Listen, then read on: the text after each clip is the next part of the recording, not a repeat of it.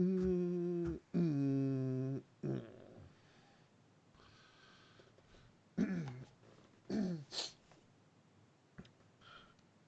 February 27th, Thursday night. You know what that means. We Talk Code, episode 180, PHP Ugly. I'm your host, Eric What show are you Fantastic, listening to?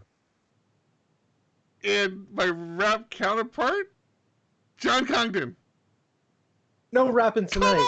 But on! what do you mean? What do you mean? What do you mean we talk code? Well, we When was the last time we try to talked code on talk this show? code. Try. Stop it. Also with me, Thomas Rideout. Hello. How you guys doing? See, you have to listen live to hear the rapping because you know that got cut out of last show. No, it didn't. Oh, absolutely No, not. no, that was 100% It in better there. have.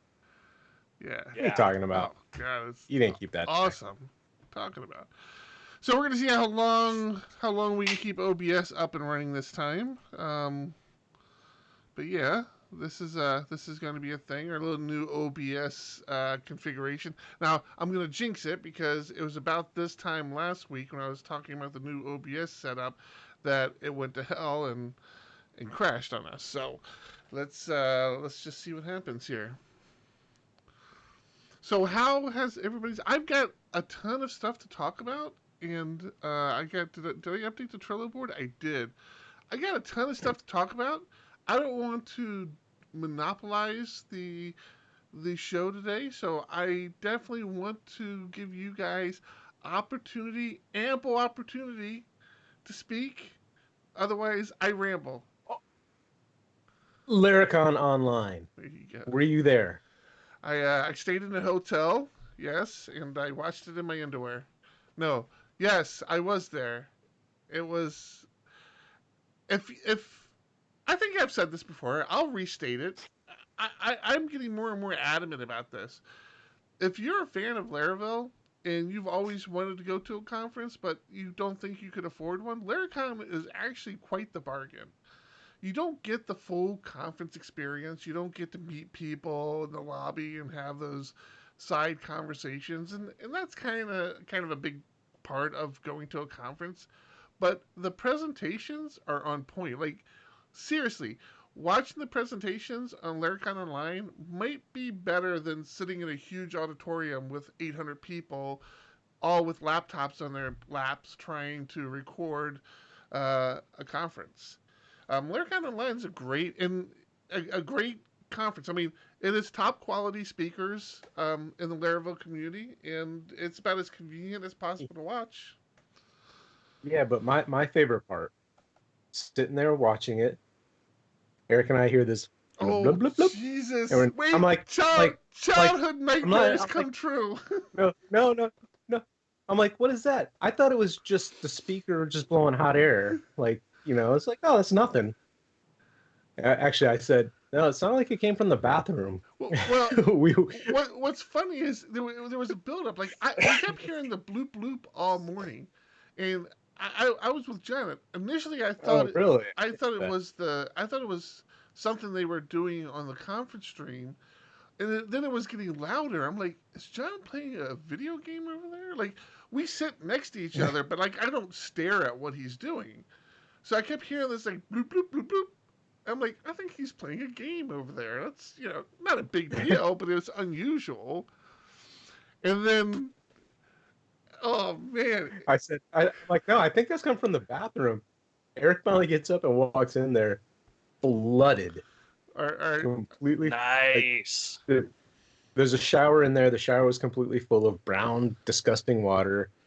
The toilet has water coming out from underneath, which it's got to be you got to bad. contact the. Yeah, that's got to be. Yeah, bad. that's not within normal parameters. And we acquired 2 new pets in Oh the my office. God! Childhood Two nightmare. nice, two fantastic office pets. No, As long no, as we keep them fed. no. I mean, it, Oh, it was no? it was so What's wrong? comical. It's like I'm in there. I'm like, whoa. I'm like, John, bad situation in here. Bad situation. And then John comes in, and it's like, it's just an office bathroom, so it's not big. And like you said, there's a shower and a toilet and a sink in there. And so he's like there. So him and I are both crammed in this bathroom trying to figure out what's going on. I mean, obviously it's obvious what's going on, just like how severe it is. And all of a sudden I'm like, "What's that?" And we see something in the toilet. And say, "Oh no, what's happening?" There were two huge cockroaches just sitting in the bowl, like Massive 3 inches cockroaches. long each. I mean, so Nice. big, this thing had to wiggle its way out from the little toilet drain. It was every childhood nightmare I've ever had about sitting in a toilet just came rushing back to me, and I passed out. It was, Well, there's your problem. oh my god, so disgusting. Oh my god. It was bad. So Favorite part of the online conference, though. and then of course the developers were there because they were there watching the conference, and we have one day a week where the developers show up, and the toilets are down now, and so they have to go find other means to relieve themselves while the plumbers are coming in. Oh man, it was horrible. Mm. The good news is it wasn't us. It's a shared office building with kids. Like there's a daycare or something attached, a preschool Yeah. attached to it. So the good news is it affected innocent children as well. Yeah. If we have to swim in brown nasty water, so do they. Yeah, so that was enjoyable, but the conference itself was great, and then they've already got the videos up. So the actual conference was yesterday. Today is Thursday, and they already had all the videos up because the conference starts at what 9 a.m.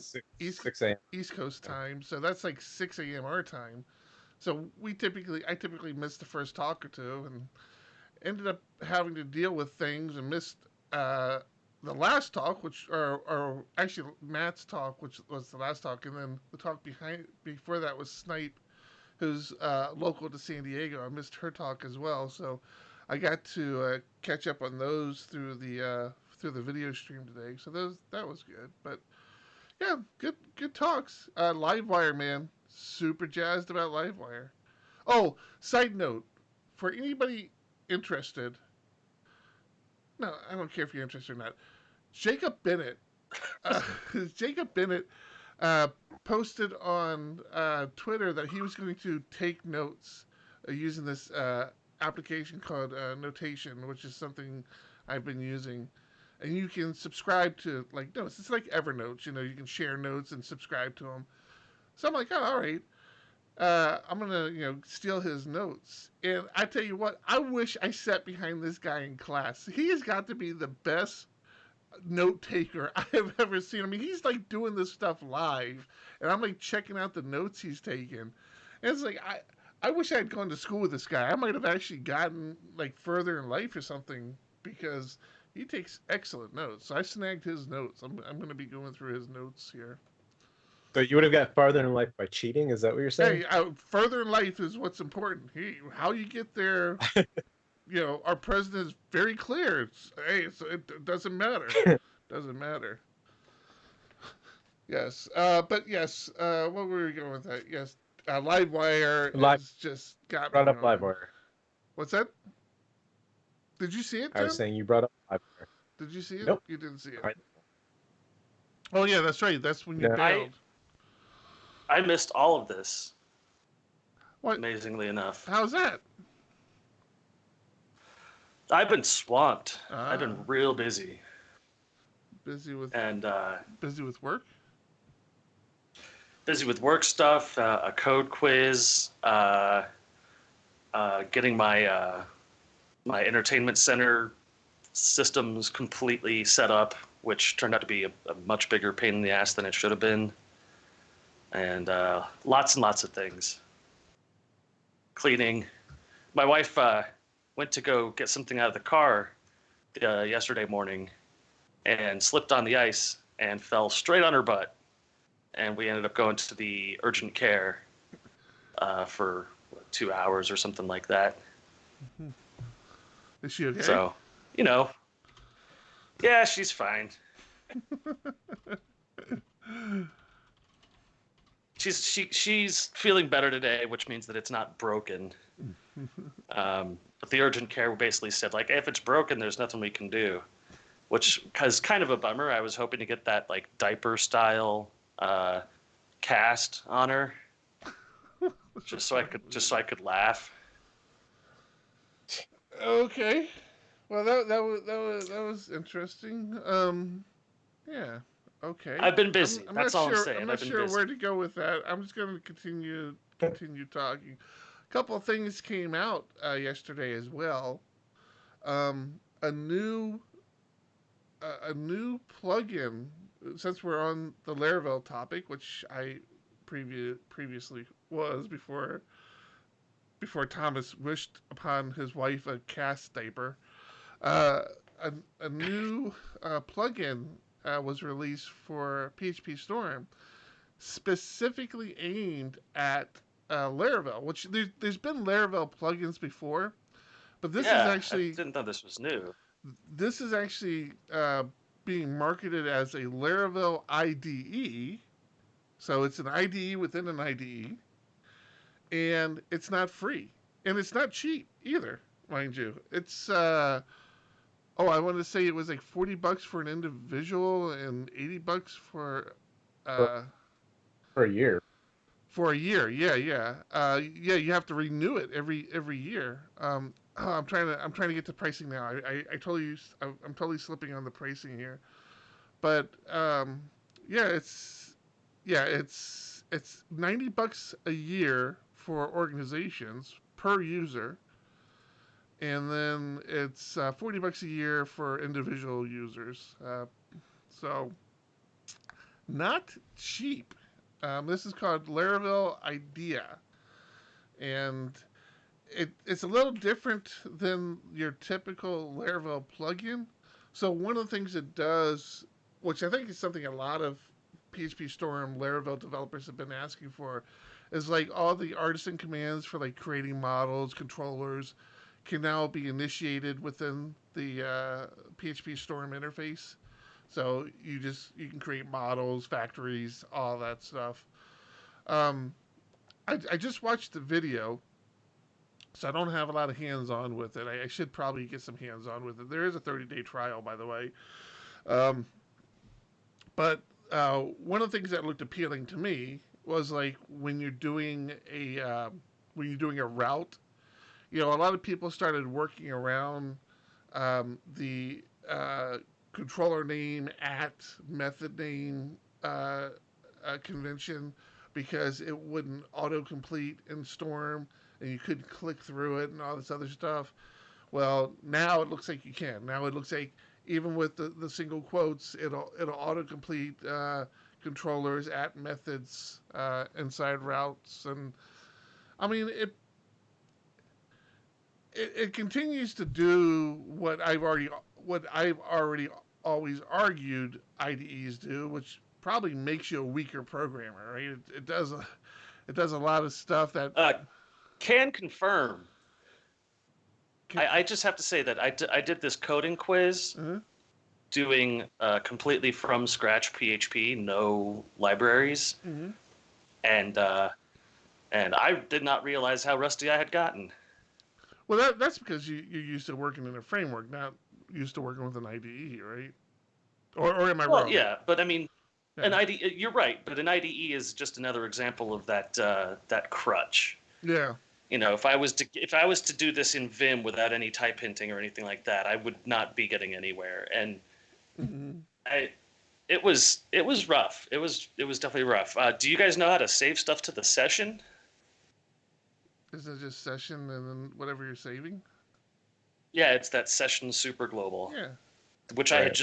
I had just completely forgot that that's how things It's still it's kooky work. the little things you Are you forget. not supposed to do that? I Huh? still do that. I say you're not supposed to do that? No, not at all. I mean, for me, it's like I look at Laravel session stuff. It's all encrypted. There's flashes. There's Yeah. unencrypted sessions if you need it. There's all these different.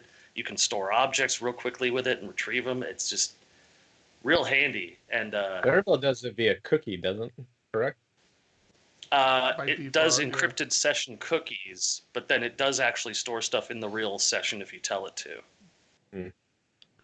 Gotcha. There's only so much data that the cookie can actually take. Right. Yeah. Yeah, I had some session fun this past week too. Oh, what'd you But do? Go ahead, you can continue if you would like, because you were talking about your quiz. No, well, that was the whole thing was that it turns out I'm far rustier than I thought I was, and it was much faster for me uh, to write the components from scratch of Laravel that I use Mm-hmm. instead of try and work around all of the issues of doing things manually. So I wrote a Vue class that knew how to do redirects and knew how to pull templates and parse them and stuff like that. So I just sort of re-implemented bits and pieces of Laravel as my code challenge. You wrote a little mini micro framework. Yeah, yeah. I wrote a little router that was just a switch statement and knew all the endpoints. Yeah. And again, Yeah. this plugin seems cool because it seems like I again no hands on, so I don't know for sure. But looking at the video, it looks like it ties into your database if you have it configured. So as you're like doing things like your fillables, for example, in a model, it's auto completing those from what I saw in the video. Um, like I said, I need It to does install it and give it a run through. But it does validation rules auto completion, mm-hmm. which that on its own would save me $40 in a month. You think? I like pulling up the Laravel validation rules on a browser. Mm-hmm. I do it a couple times a day, and it takes me 5 minutes every time. So you, So I mean, it's funny it that you would bring pay that for up itself. because I gave you a hard time in our company Slack channel because something else. I don't think this was done. Well, maybe it was. Maybe it was intentionally done with Laravel Online, but um, the Tailwind UI website was released as well, and um, what this is like some really high end Tailwind components uh, for your site. Beautiful stuff, absolutely gorgeous components. But again, there's a cost associated with it. I think I think Laravel, for better or for worse, and to be completely frank with you, I'm leaning towards better. I think Laravel has done a lot of work in establishing more of an ecosystem than a community, like we've talked about before, where there's a lot of encouragement of starting small businesses in the Laravel world. There's a lot of selling small services in the Laravel world, and like I said, I'm not completely against it because a lot of these people who do this, before they do it, they typically release tons and tons of open source, uh, you know, things, products. Tailwind UI is an example of it. The people behind Tailwind UI had been releasing little Tailwind components for free for a while, but uh, but now that they have this Tailwind UI, there's a cost associated with it. Now this cost, man, seems steep to me, but when I mentioned that, and the reason I had mentioned it is because already our UI guy at the company is like, this is perfect. This is exactly what we need. I'd love to have this. And I'm like, man, I don't know. It seems steep. And I mentioned that in Slack. And then, of course, Thomas jumps down my throat. Oh, it's not that bad if it saves you a couple hours. Well, okay, let's be clear here that it is $250 for a an individual license. It's $600 for a team license, and Right. you get unlimited projects out of it. I mean, it's if it's something that saves you time, it's worth the cost. It looks very nice. It looks like it would save you plenty of time. The components look absolutely gorgeous. Yeah, and you barely have to do anything to use these kinds of components. And I mean, I like that it's an individual license or a team license, but the team license is still just a single account. Like, it's still an individual license. Yeah, I don't get that. I don't understand that.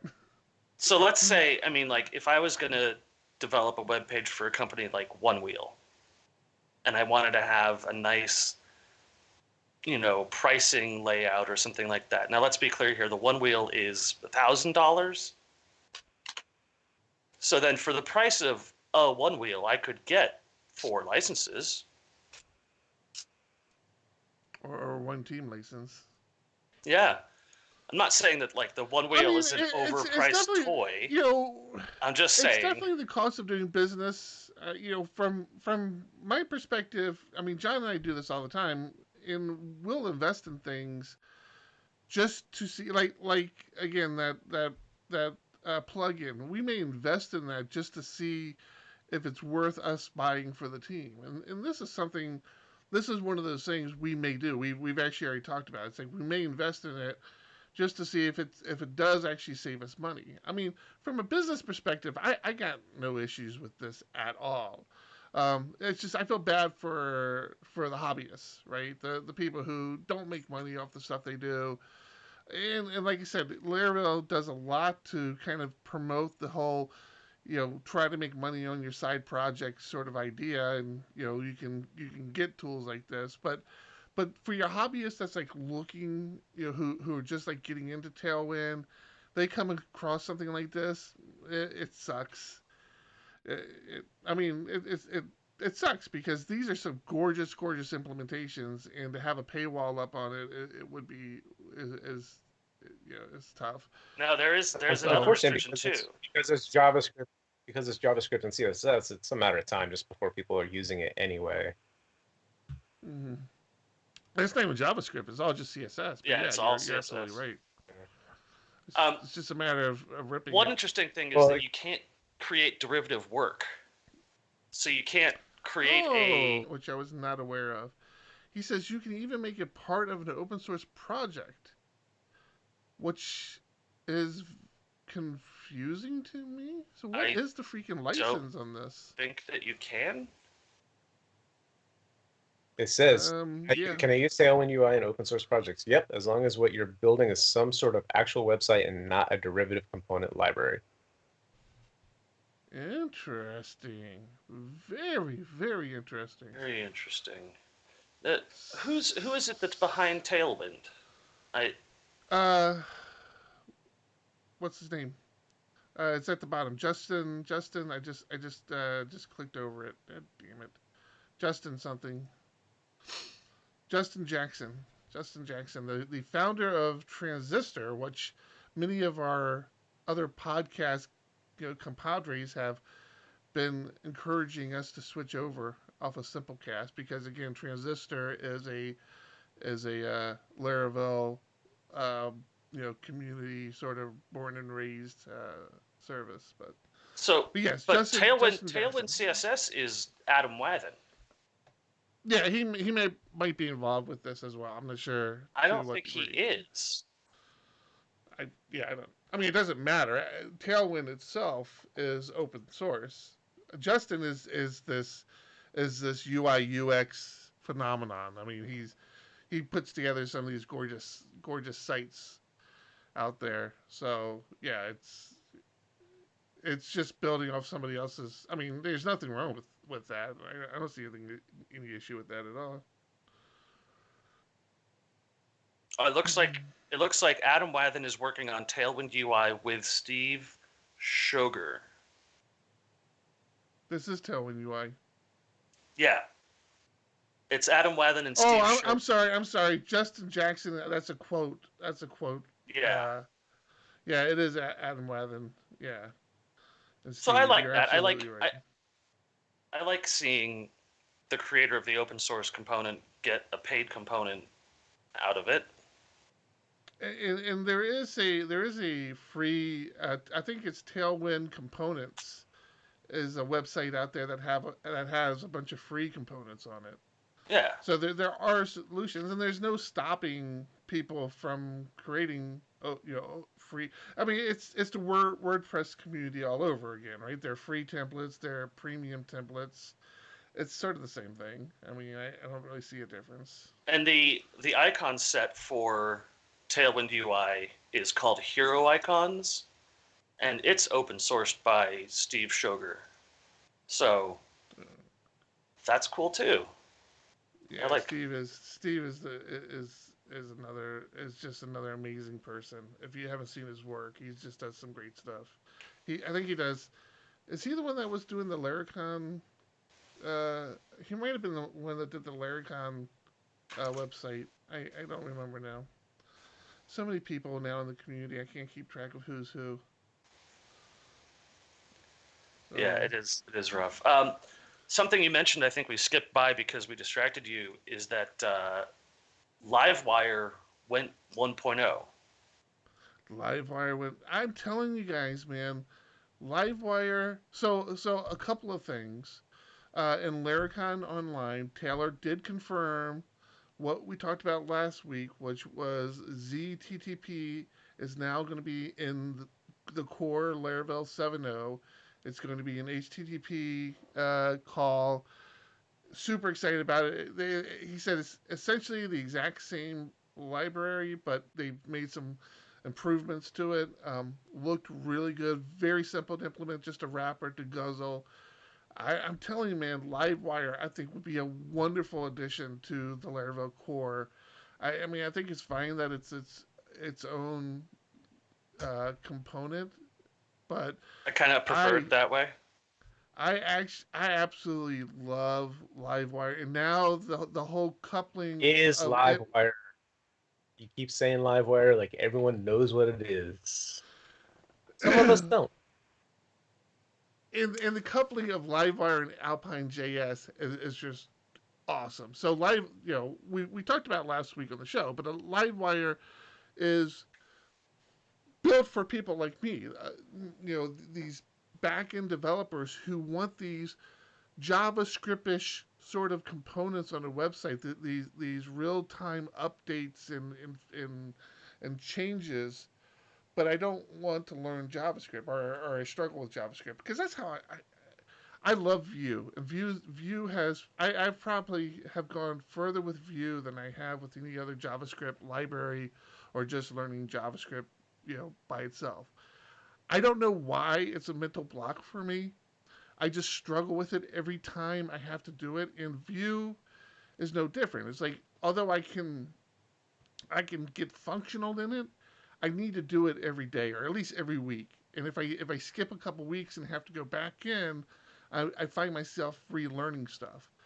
Livewire just allows you to stay in PHP, and it is a gorgeous implementation. I really feel like it's going to be a bigger thing than it is right now, and it already seems to be picking up a little bit more traction. But Livewire and Alpine JS, which is Alpine JS is a super minimalist JavaScript framework. So all this stuff can play together. You can actually have Livewire, Alpine JS, and Vue JS all in a project. That's not an issue. But Yeah, and let me go over the example here for Livewire. Their little quick start thing is that you create a class that extends the component uh, object or component class, and in this class they've defined the methods increment and decrement, which increases or decreases the value of the count variable. And when you call wire colon click equals increment on a button in HTML, it calls the class and properly controls the method that's being used and calls it as if it was JavaScript.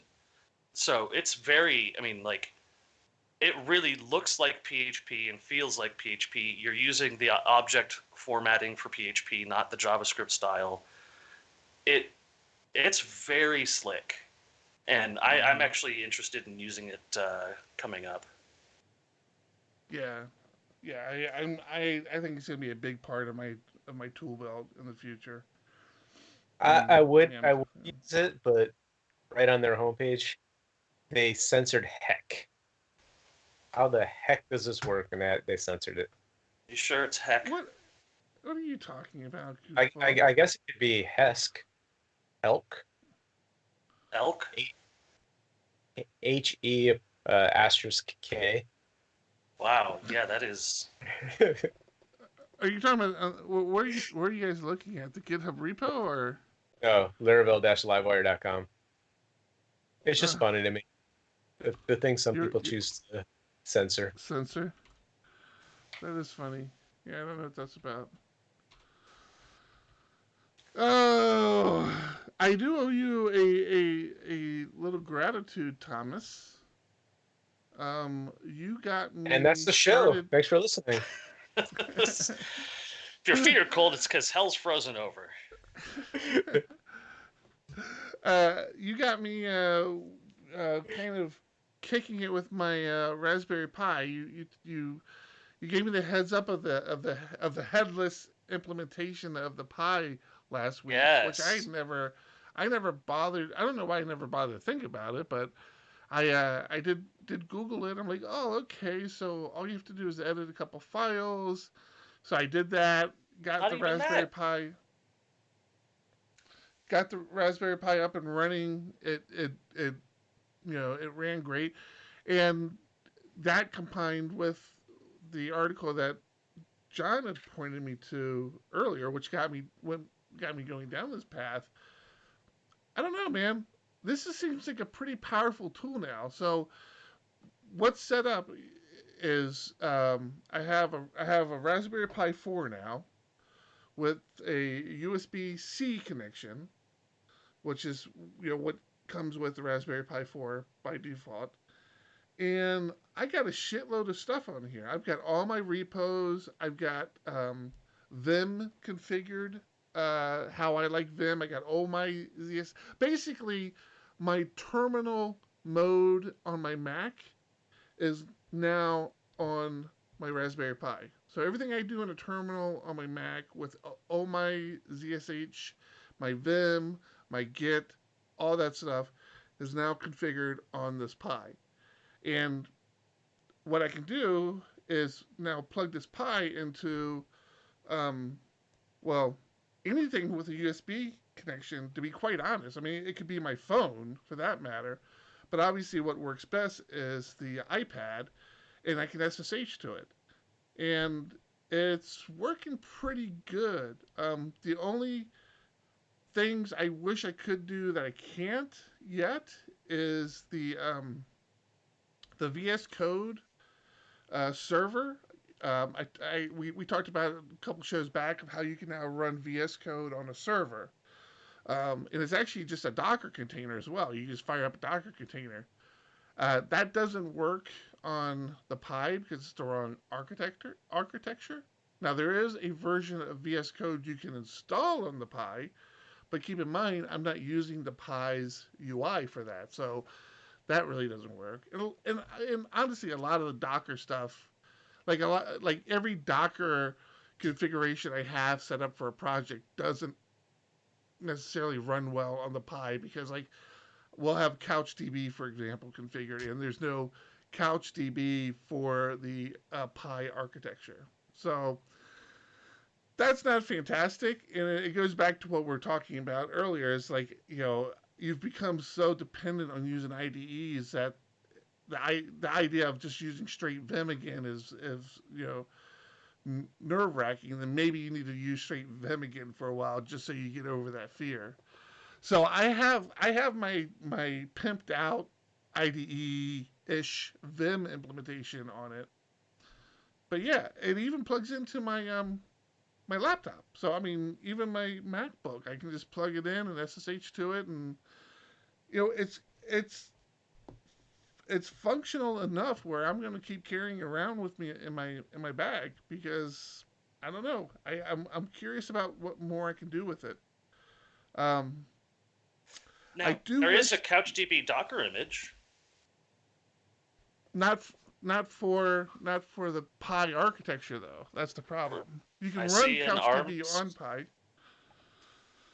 I see an ARM Uh, 64 CouchDB image. I can tell you, I tried running it, and it said it couldn't find the correct arch. Now it's not just ARM; it's a specific version That's of true. ARM. So because there's actually an ARM version of VS Code Server as well, and I tried running. There's like two of them, and I tried running both of them, and neither one of those worked either.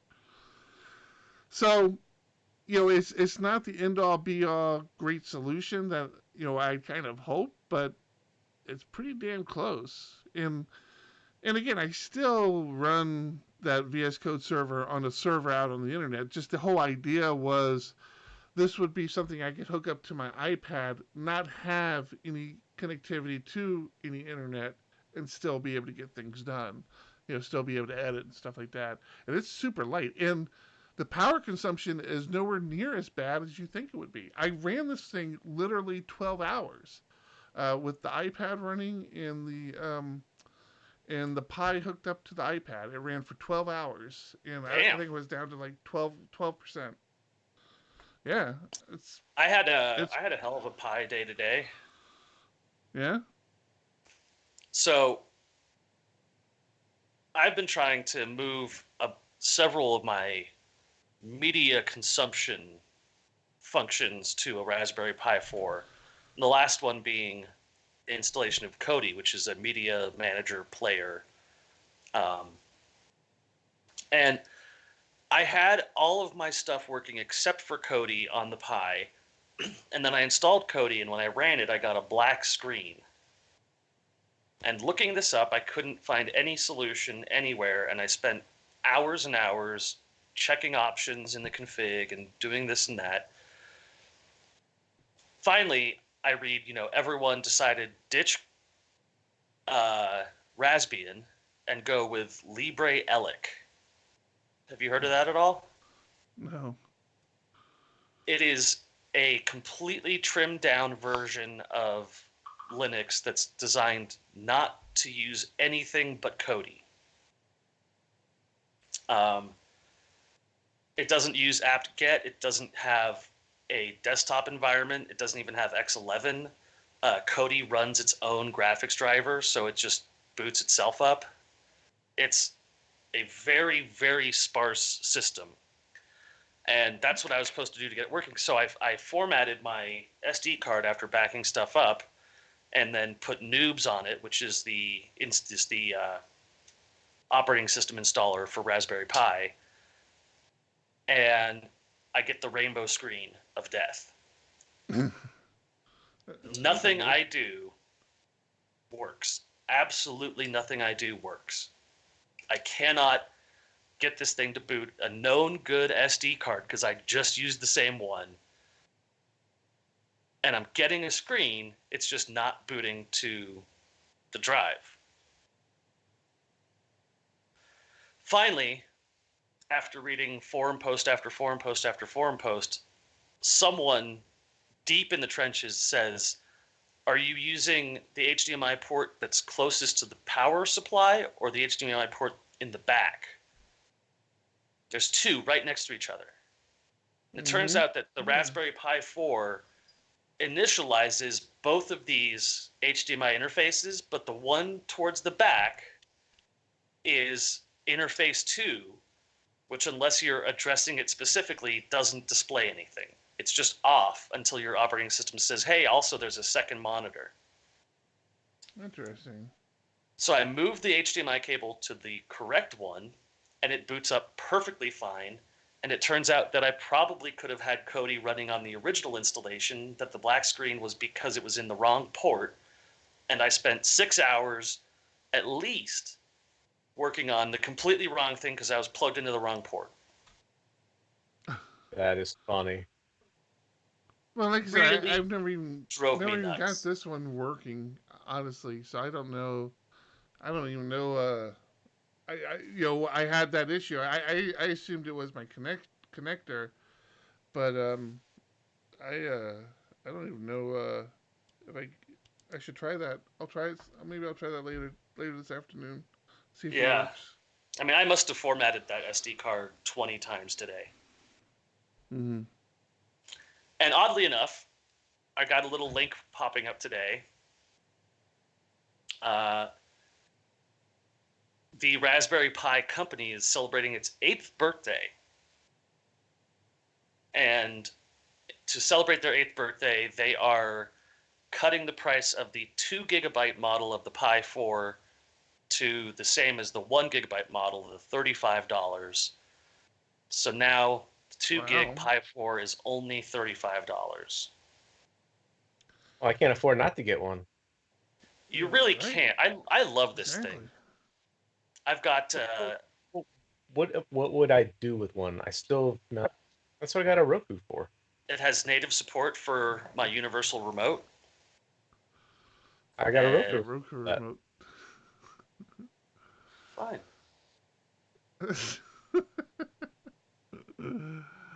I really like it. I like having the persistent Kodi always running thing. It keeps itself up to date. It refreshes its libraries automatically. I like it a lot. I don't know I what want does another one. what does Cody.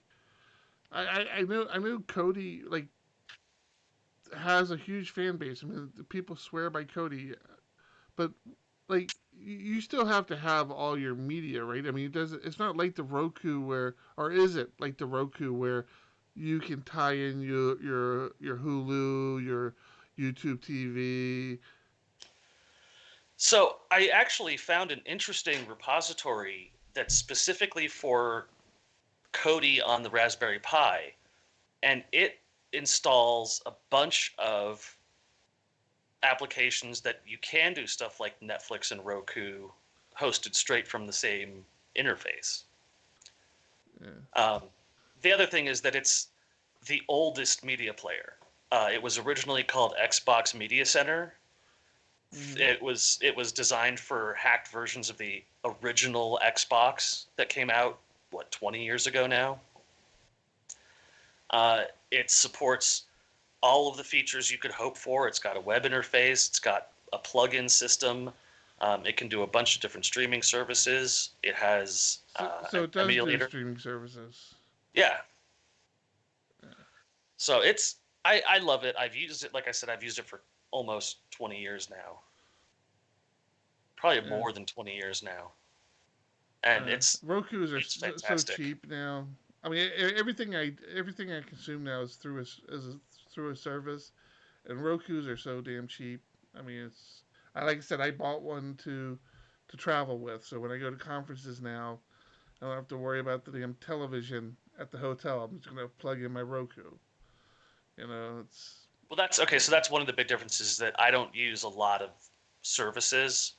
I uh, download all my but I mean, stuff. it could be the same thing, right? I mean, if the device is this small, if this has all your media on it, you just take it with you, little HDMI plug-in, you're off and running. Yeah, and that's the thing is I have a 5 terabyte drive attached to it that's got all of my movies, all of my TV shows, everything I could want. So it's as a bundle, it's a very nice portable system, and it's Hmm. self-maintaining. Yeah. Okay. Yeah. Roger says he gave up on his Cody. Why did you give up on your Cody, Roger? And of course, because the delay is going to take him some time to respond, so we would have probably moved on to another story by Well, then. I'm betting that he uses Plex, and Plex is similar but different. Plex is a media server, so it's aware of all of the media that you have on your device, and it shares it to a device that's capable of streaming in particular formats. So it does real-time encoding on any file that you give it. Mm. So he's responded free versus not. Not sure. Not sure Cody's what that free. means. Plex is the one that's Yeah. paid. And I have a lot of friends that use Plex, and one of the things about Plex is that you can go anywhere and access your library at home from it. It has its Oh, own, that would be cool. Yeah, it's nice, but it's not something that I would use or pay for. Mm. Mm-hmm. Okay. All right. And I don't like the real time encoding stuff. Since we've spent so much time talking about Laravel, I do think it is worth mentioning that if you are a Laravel person, the Laravel upgrade guide for Laravel 7 is released. So if you're curious how much of a pain it's going to be, it doesn't look like it's going to be too painful to upgrade to Laravel 7, but if you are curious about what it's going to take, Well, that's the other you news is that there is a Laravel 7. it's not released yet, is Right, it? but it was announced as part of Laracon, wasn't it? Laracon Online? Well, yeah, I mean everybody knew 7 was coming. It's just they just released the upgrade guide. So yeah, it looks pretty. I'm not sure. I mean, they didn't go so far as to call out what the breaking changes were, which I know was a topic with the summer versioning. But There's only there. one or two things they said you had to go change. It didn't sound like it was Oh, a really? major, yeah, major breaking Okay. change. Yeah. So it seems pretty painless, and of course adds a couple of new features, which is is always. It just amazes me how often new features get added to the Laravel framework. It's just when you think that there's nothing else that they could add to this thing, something else gets added. And it's like, oh wow, how do we live without this? I don't know what that would be in this one. I forget. I need to go back through it, but some pretty cool stuff. Um, oh, the route mine. That was one of the things that Taylor demonstrated. So they had the route model binding has been a thing for a while, but it always assumed when it did the auto binding to a model, it always assumed that the column you were accessing in that model was the ID column of that model. Now you can actually specify which column you want to access in the model. So you can actually you specify the model and then the column you want to access, which is pretty cool. Um, so yeah, things The like that. Yeah, his example was a slug. So if you're building like a blog, you want to reference the title for SEO purposes instead of an ID. It was kind of nice. That was And actually that was a good example of that use case too. Yeah, yeah. So that was cool. Yeah. So check it out. Well, it'll be in the show notes. Oh, and if you listen to the show, you might have noticed, or if you don't follow us on Twitter, you might want to follow us. So last week, I decided to give our social media account some love, and I started queuing up all of our show notes. So I'll try to make that a practice moving forward. Whenever we add show notes, um, I'll queue those up in our social media stream. So over the next week or two, it'll just tweet out the links to all the things that we talk about that have links to them. I mean, not everything we talk about has a link, but so yeah, if you follow us on Twitter, you should have probably gotten a good amount of tweets this week with links to show notes. yeah, So Yeah, I you went noticed a little this. crazy on that all of in one day. It seems like a ton of stuff was coming out.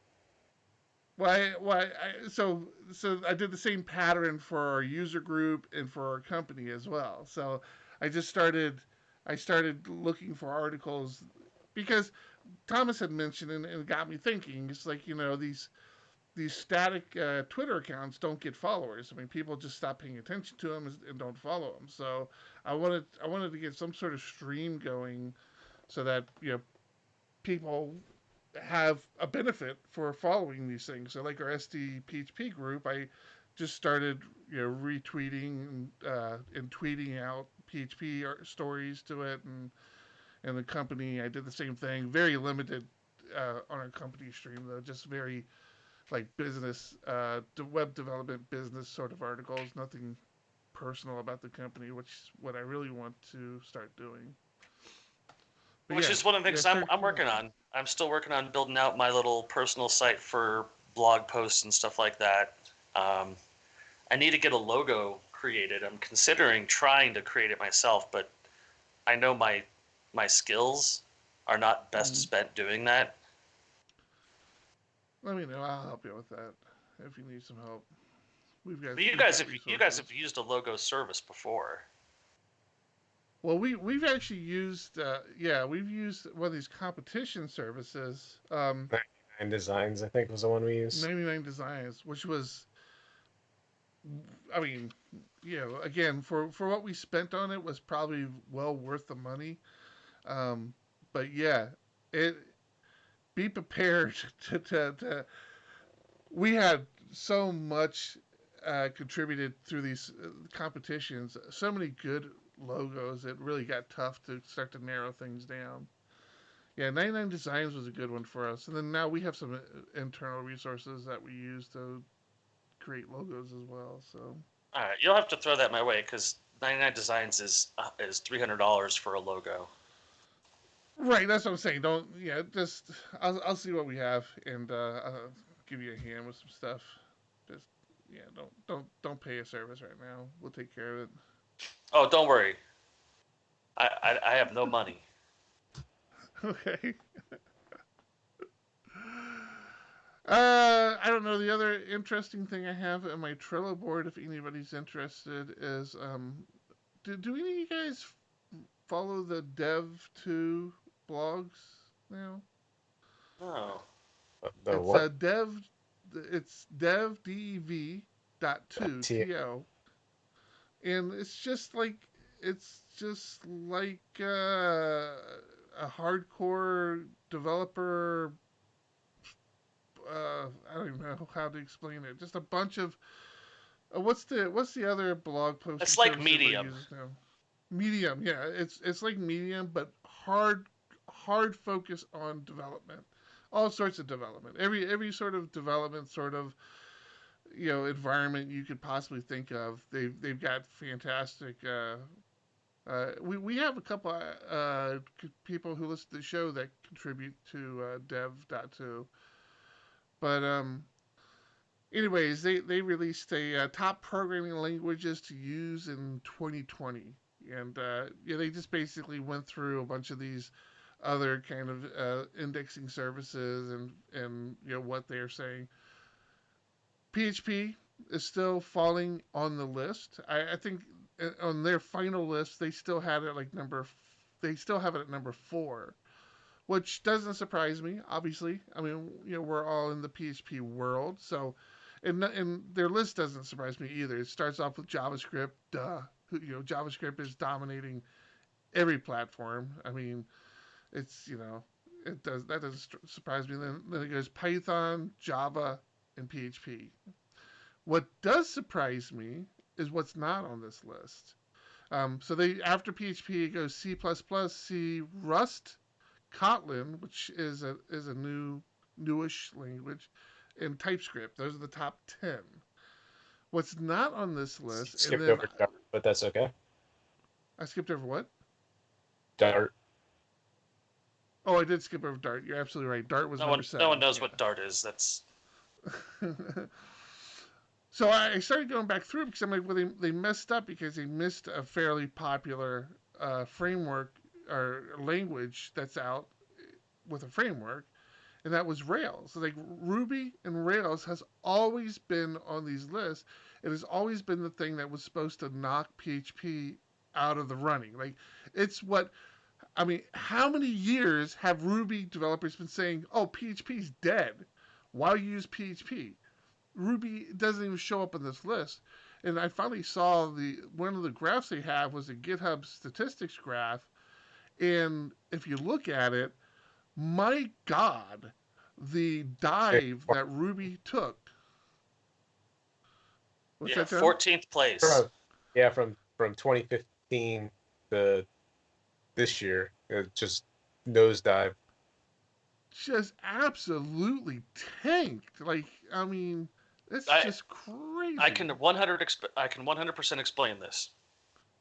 Rust? Node. Node. Ruby was Node before Node.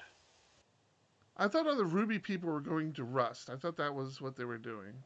I think all the You think people that are it's still with Ruby are going to Rust or Go. But I think the initial boom of popularity uh, was people looking at Ruby and saying, this is object-oriented like JavaScript, this is lower level, it's fast. And then Node came out, and Node has a billion libraries, and it does the exact same thing, and it's a language that is cross-platform. It's I think Node is the reason JavaScript is so high up on the list. So when they say JavaScript, you think they're including Node? Absolutely, because Node is And they don't. JavaScript. Node is just a framework for JavaScript. Gotcha. Okay. Fair. So I think JavaScript will hold its place for a long time because of Node, because it's a language people already know, and it has all the same performance and benefits as Ruby. It's just now you don't need to install Ruby on Rails on some system that can't support it.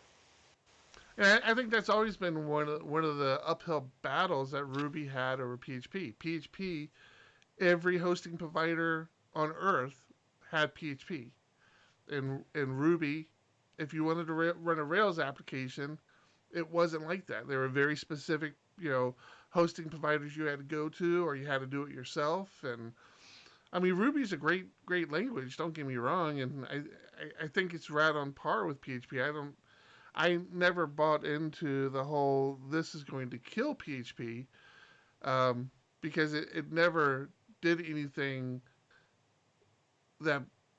I mean, there was always the argument back in the day, again, before PHP got better, was performance. I mean, that was the big Ruby, that was a big thing Ruby brought to the table over PHP. It's performance. But Actually, um, wasn't it the fact that it had Rails? They had the framework uh, basically baked into it, where PHP didn't have well, the killer framework at the time. It no, was a it wasn't lot baked. of things. There It were wasn't baked Ruby. into it, but Rails definitely brought a lot of I attention didn't to I didn't Ruby. mean baked in like it had to be there, but that was the thing people were using, and that's kind of what drew them into it. Yeah, Because and Yeah, yeah, Ruby also had gems, which was right. before we had Composer, before we had Composer. NPM. Yeah. So Composer and NPM eliminated the amazingness that was Ruby gems. Um, and then, as our listener Andy points out, uh, Node is taught in college. Node is taught as part of the CS 101 stuff now. Oh, And really?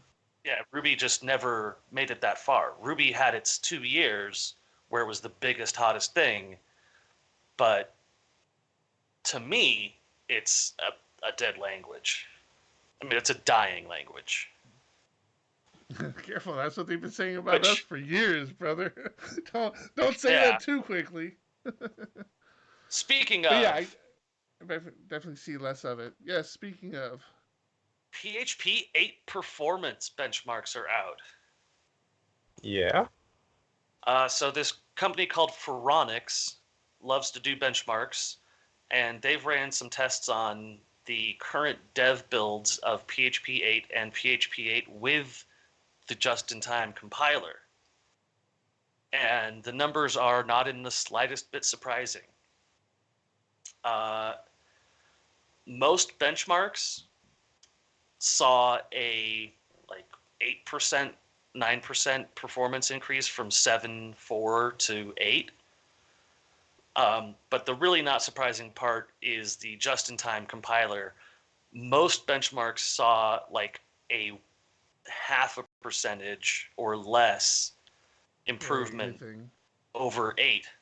And some benchmarks are actually slower using the just-in-time compiler, which, if you've paid attention to my explanation of how just-in-time compilers work, isn't surprising. It's very easy to write a program that is slower with a just-in-time compiler than it is on regular PHP. I think we're going to see more and more standards coming out, more and more strict typing enforcement based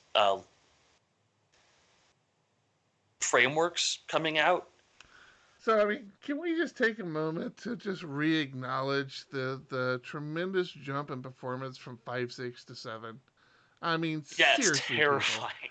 It's a That cliff. is incredible. Now the performance jump between 7.4 and 8, again that looks very natural. There's a little bit there, but nothing that compelling. Now, if you are still on like 7.0, 7.1, it's definitely more compelling. But wow, that jump from 5.6 to 7 was such a jump.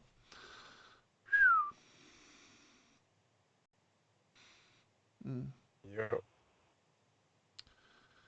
So All right. my interest is We've been future development, focusing on just-in-time compiler performance, because the performance is not going to come out of just turning it on. The performance is going to come out of tuning for just-in-time compiling. So that's what I want to see. Just in time for the end of the show. There you go. Is that little story? Good job, Thomas. Very good. And OBS ran the entire show. That's a plus. Although it looks like there's a little bit of delay. Huh? Delay. It's Yep, definitely a delay going on there. only for you. Yeah, Hey. always for me. You want to thank our Patreons. Thank you, Patreons. I need to update our Patreon page at some point. Oh, I didn't use our Firefox. See, I created all these new scenes, and I didn't even use them. I got our little Firefox one. We could have been looking at the stats. Yes, thank you. I thought you were afraid of the other scenes because sometimes it causes echo. Echo. That was in the other. That was in the other app. Yeah, you're right. And this one's probably doing something weird because it looks like I'm on here twice. Let me kill that. Yeah. Also, don't kill your browser here, John. Oh my goodness, chill. We're gonna keep calling John out on that one. You make one mistake one time and you never live it down. Yes, thank you, Patreons, for contributing to the show. We do appreciate your support. Okay, I think that's it. Thanks for all the listeners who contributed during the show. It was fun answering. It's been the most chat we've had in a long time. Yeah, I love it. Yes, it was fun. I just noticed the chat on the stream is not current, though. So the chat on the stream is lagging behind because we have several chats after Rogers. My wife gets all the chat. I see them all up there. They've been there. Oh, do you? I do not. Oh, okay. I don't know what John's seeing. I'm just looking at what's on OBS here, and it stops at Rogers' chat about his wife, and we have Andy and Tom talking after that. Oh. Okay, I will. Oh no! John's right. We're reading him upside down. So the most current chat is on top. He's right, Thomas. That's there you go. Yeah. Just as you would expect. Right. So it goes top to bottom. I wonder if I can change that. Why would you want to? It's coming like notifications. It's just pushing the old ones down. Pushing down, yeah. All right, fair enough. We'll keep it. Okay, that's it though. We got to wrap up the show. We're running along here. Alrighty. This has been episode 180 of PHP Ugly. I'm your host Eric. I'm John. I'm Tom. You say your last name and I do, and if you don't, I don't. That's weird. Keep it ugly. Keep it ugly. Keep it ugly. That works. I'm just happy. I love when I mess up the ending there. I work hard every week to try and screw that up. Yeah, I'm gonna make a collection of you doing it. Thanks. I need to go through the scenes real fast with us talking. Yeah. Oh yeah. I did not. You want to do a clap chat? Oh, I saw. Yeah. No. This is for Zencaster. Okay. So do a clap check. 3, 2, 1. Nobody close their browser, please. Just give me a second. Processing. Everything's still processing. All right, all done. It says. It shows me uploading. All right. I will. Dropbox. It throws it up on Dropbox. Hey, Roger. Yes, have a good night. Feel free to hang out. We'll chat here for a little bit, but it won't be on the show. Yeah, it throws it up on Dropbox, so I'll actually try to edit this weekend. I got some free time. Have you guys had a wireless charger, one of those QI hot points? Yeah, Yes. I love them. That's like the greatest thing I've ever gotten. Oh yeah. Oh hey, you want to hear something funny, Thomas? And it was thanks What? to you. And I actually gave him a hard time for not listening to the show. Um, hey, if anybody's still in chat, I'm gonna flip through scenes. If you guys notice anything weird about the audio in any of the scenes, if you can let me know, I'd appreciate it. Um, so I went out to Arizona last weekend to check up on my mom and my sister because it's been a while since I've seen them. And Yeah. my sister had actually called me and was hoping I could come out. And the moment I get out there, she goes, "Hey, Bubba, I hate to bother you about a computer question, but can you help me with something?" I'm like, "Yeah, what's up?" She goes, "I don't know. All of a sudden, I started getting notices on my Samsung phone that Find My Phone had been activated, and I think somebody's trying to hack my account." I'm like, "You don't listen to our show, do you?" And I'm like, "Yes, Thomas just talked about that, and talked about how that was a thing." So, I don't think anyone listens to our show. I think it's just a sleep aid for most people. I'm sure. I'm sure. Hold on, let me get a So, refresher beer. One sec. you don't need to refresh your beer, buddy. We're kind of wrapping up. Did you bail, John?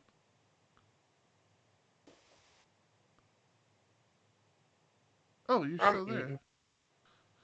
Oh. Oh, you just turned off your camera. Did you turn off your camera or is this scene messed up? That's what I'm trying to figure out here. Sorry. Are, are you turning? I'm shoving food in I my know, but face. are you turning your camera off? Yeah. Nobody Oh, wants to okay. watch me Keep it eat. on for a second. I'm trying to check these scenes out. Okay, you are there. All right. So I decided not to go to PHP Tech. Why? Why What? not go to tech? I decided it would be in poor taste to take another position and ask for like a $2,000 expense. Not at all. You actually do it going And I- in. You say, "Hey, my right. current And job is then I- going to send me to tech." No, I mean, it would be poor taste to my current job. Oh, I did it. Don't you remember? Yeah, I went to Laricon. I know. I, I I mean, you don't have the job yet, Thomas. I know. I'm so stressed out about everything else going on. My wife's having surgery in a week, and I've got 2 weeks off work to deal with that. Well, you realize it's still 3 months away, right? I know. I'm just, I have a lot going on. I want to shift my focus a little bit. So All right. I mean, it's I'm not definitely worrying your about it right call. now. Hey, me sharing this with you guys over Skype, does that work? You guys, is it a good like Yeah. interface for you guys It's to good. see? Yeah, we're Yep. great. Okay. Yeah. I mean, it's what we used to always do. Well, I used to actually share the whole screen, so this is actually better for me because I don't have to make sure that I have it on top of the screen anymore. Mm. So, Yeah. It'll work. all right. Well, then that's it. I Let guess me we're ask done. no, let me ask the Discord channel. Is it poor taste for me to request a conference ticket and hotel for a conference that is happening when I might not be at the company anymore? Well, obviously, if you leave, you're not going to have it. Hey, I mean, you give your boss the opportunity to rescind it. I mean, you're in a different situation because your boss are also pretty tight buds too. So Yeah. like in my situation, he was like, "Oh, whatever, dude. I don't have a problem with it." So he might do the same thing for you, but he also has to. Yeah, he can also resend it. I mean, it's no big deal. It's up to you. Yeah. All right. Maybe I'll I talk to I him about think it then. I think you should. I think you should definitely go. Tech. I like tech more than I like world. World is nicer because you get a broader spectrum of the PHP community. So Good there's call, like but WordPress stuff. Hmm? Buttery is saying I should take what I can from the corporate machine while I can. That's well, right. the machine is DiegoDev and Street Oh, we're sending our first person to a conference. We next had week. our first employee asked to go to a conference. So John and I had to put together some scope of conference requests and what that looks like. But yeah, we're sending our first person to a Vue.js conference, no less, which for me personally, I've always said I would never go to one because it's the most expensive goddamn conference out there for our level of conferences. It's like an enterprise cost conference. It's a couple grand. You know, we I think didn't it's over mention a that grand. either. Is that DiegoDev employee Jason Land was involved in the Vue.js documentary? We should have brought that up on the podcast. What do you mean he was involved? Didn't you say they released your Vue.js documentary? Oh No, no, yeah, he just asked me about it. He's like, hey, he's like, I heard that they were making a Oh, Vue.js documentary. I'm like, yeah, that's actually, yeah. I should have added that to the show notes. Maybe we'll talk about it next week. That's actually a great YouTube channel to follow. They do like these little documentaries on all these open source projects. They're pretty cool. I mean, Vue was the last one that they did, but it's pretty good. It's pretty good editing and all that on these languages. I forget the other ones that they had, but I yeah, I watched a saw few of J-Man. them. He was watching that just before the Laracon Online, or the night before Laracon Online. Yeah, I haven't yeah. seen JMac in forever. Taylor is in the Vue one because I mean obviously Laravel had a huge impact on Vue's Yeah. popularity. So they Taylor actually has a Save, pretty large save it interview for the in show. there. Save it for the show. 1 week from tonight. Okay, I'll add it to the show for next week. Good call. Good call. All right, I'm out of here. Talk to you guys later. All All right. right. Good night. Stop at the Thanks, Thanks, stream, guys. everybody. everyone. Thanks, everybody.